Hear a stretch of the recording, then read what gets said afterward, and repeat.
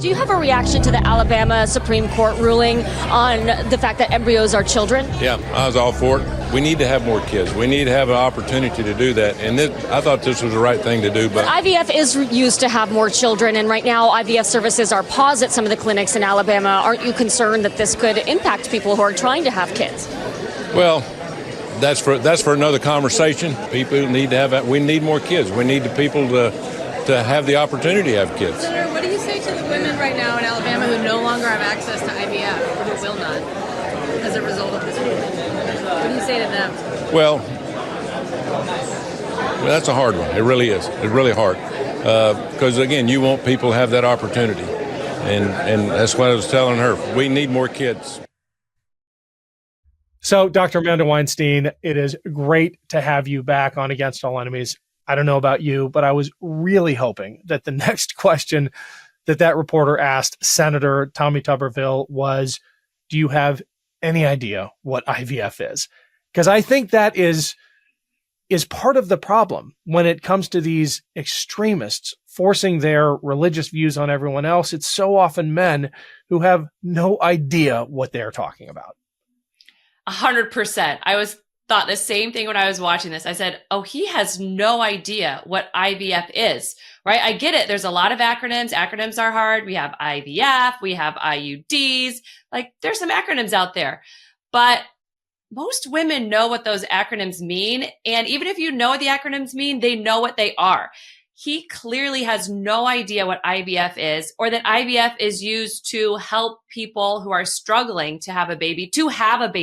He thought it was some type of, I think, IUD or some type of way to abort babies, which it is not, right? So he clearly is just coming at this point of like complete misinformation, just doesn't know. And this is what happens. Like, we hear this kind of almost a trope now of representation matters. But when you don't have women in office to say, this is what IVF is, this is how it helps family have babies, we get legislation based on people who have no idea what they're talking about.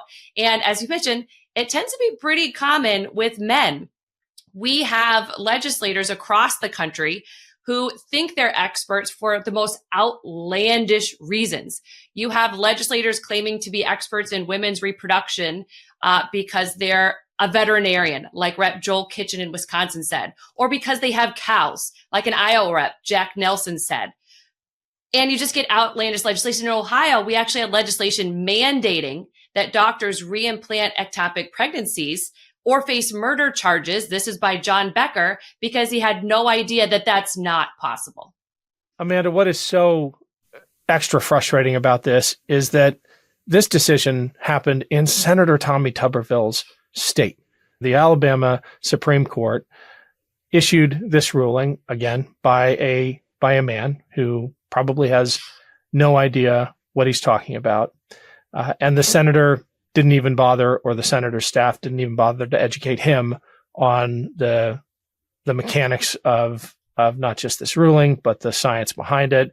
And more importantly, the incredibly detrimental impact it's going to have on women and families across the state.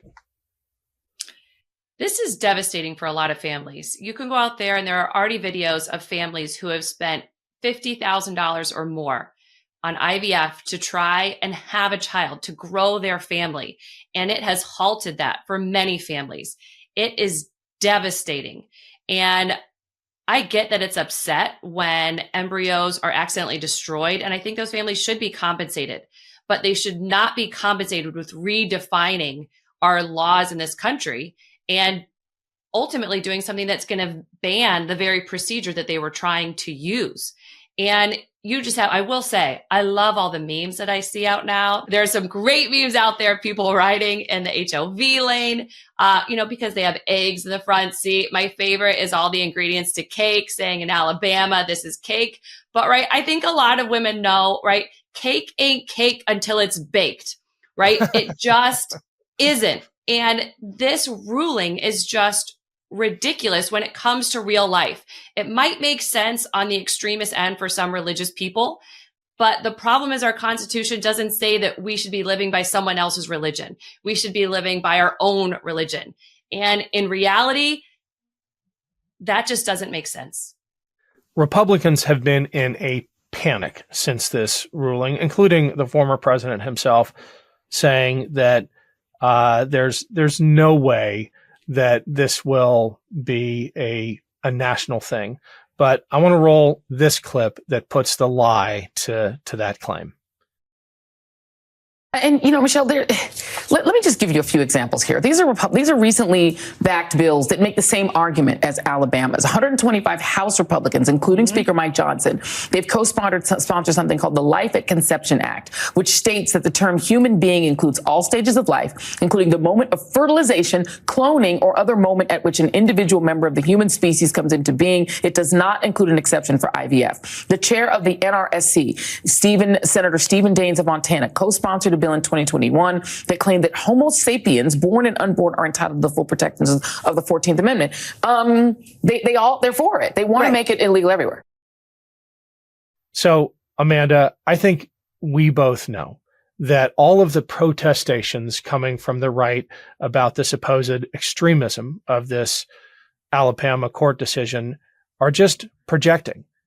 They're going for the same thing on a national scale, and they're trying to put up this smokescreen.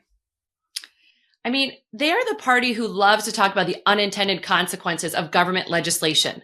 But it seems to me that they are the ones most likely to be pushing for legislation where they do not understand the unintended consequences. They do not understand that defining life at conception has a lot of legal ramifications. It will completely ban things like IVF, like we saw in Alabama. There's also a lot of legal issues here with what do we do with, can we claim a dependent as soon as we get pregnant? It seems like you can under that rule.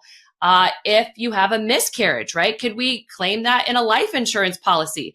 It seems like you could under that rule. They don't understand all of the legal consequences, the unintended consequences that happen from government legislation from people who do not really understand this in real life. Well, some of them do understand the politics. And you are seeing that in the panic we're witnessing from the right. But I'm torn between being critical of the cynicism of those who are solely concerned about the politics and the zealotry of the others who don't care. I mean, I am convinced that folks like this Alabama justice couldn't care less about the politics. They feel they are doing God's work in saving embryos. And I'm not sure which is more dangerous. It's absolutely dangerous. If you read the ruling and what happened, they are ruling on a very narrow view of one particular religion. And that is a terribly unconstitutional precedent to take for any Supreme Court, Alabama or otherwise. This is not how laws are made. It is not based on the history of the country. It is not based on the Constitution to make laws based on someone's religion. It's a dangerous precedent to set. Hi, everyone. I want to give a big shout out to all those who have signed up to support this show through my Patreon page. We are off to a fantastic start. Thank you for making it possible. And if you haven't subscribed, I hope you'll consider it. In the coming months, I'll be posting early and exclusive content, including a trailer for the Against All Enemies documentary film, which has been racking up awards at film festivals around the world and will soon be released here in the US. Stand by for more details on that. And if you're a subscriber to my Patreon page, be on the lookout for an early preview. Thanks again, everyone. Most clothes are uncomfortable or too tight or never actually the size you really are, not to mention the annoyance of trying to put a good outfit together. Everyone wants to dress their best and look good at all times because, frankly, it's a confidence booster. So here's the deal. Men's closets were due for a radical reinvention, and Rhone stepped up to the challenge. Their commuter collection is the most comfortable, breathable, and flexible set of products known to man. They help you get ready for any occasion with the Rhone commuter collection, which offers the world's most comfortable pants, dress shirts, zips, and polos. You never have to worry about what to wear when you have the Rhone commuter collection. Their 4-way stretch fabric provides breathability and flexibility that leaves you free to enjoy what life throws your way, from your commute to work to your 18 holes of golf. It's time to feel confident without the hassle. With Rhone's wrinkle release technology, wrinkles disappear as you stretch and wear the products. It's that easy. With Gold Fusion anti-odor technology, you'll be smelling fresh and clean all day long. And on top of that, Rhone is 100% machine washable, so you can ditch the dry cleaner altogether.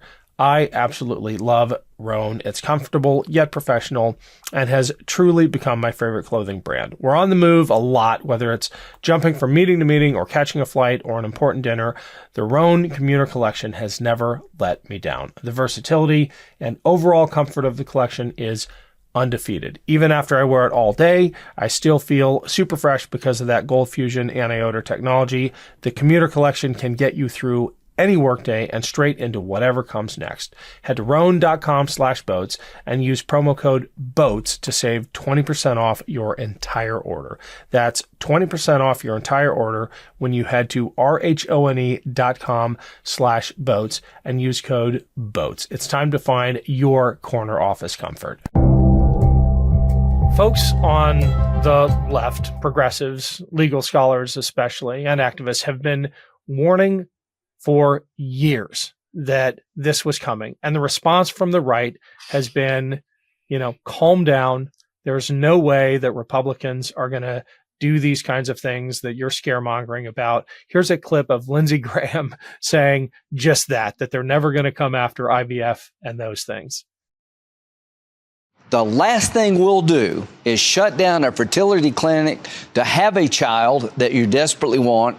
And the last thing we'll ever do is try to outlaw birth control. So when Hillary Clinton talks about that, that tells me they've run out of things to say about their own agenda. It's BS, and it's not going to work. Amanda, how do we get the word out that when Republicans say they're going to moderate on issues of reproductive rights or frankly anything, that they're lying? Oh, we've heard it all, right? We've heard that they're not going to come after IVF. We see that's completely untrue. IVF is no longer available for many families in Alabama. We've heard they're not going to come after birth control. J.D. Vance said that recently. He knows of no Republicans coming after birth control. Meanwhile, there's a list of people coming after birth control. The Heritage Foundation said, yes, we're coming after birth control. We need to look at their actions. Part of the politics we get into is by listening to so many bogus talking points while ignoring what they're actually doing. We need to talk about what they're doing and tell people this is what they're doing and this is the real consequence it is having on families right now. Absolutely. That's why we're having this conversation. Can you tell us what's coming up on the Suburban Women Problem podcast? Yeah, so we got to talk with White House Press Secretary Karine Jean-Pierre. Awesome. She was fantastic. Such a great conversation. The wealth of knowledge she had, she can spout off 15 different things the Biden administration has done for real families within minutes. But these are often the conversations we don't have, right? We talk about all of the crazy things that, previous presidents are currently saying, or people running for office are currently saying. Meanwhile, what we're ignoring are the real things that this administration has done for families. And so it was really great to hear that from her. Awesome. We'll put a link in the show notes. Great, as always, having you, Dr. Amanda Weinstein. Thanks, Ken. Good to talk. Love this video? Make sure you stay up to date on the latest breaking news and all things Midas by signing up to the MeidasTouch newsletter at MeidasTouch.com/newsletter.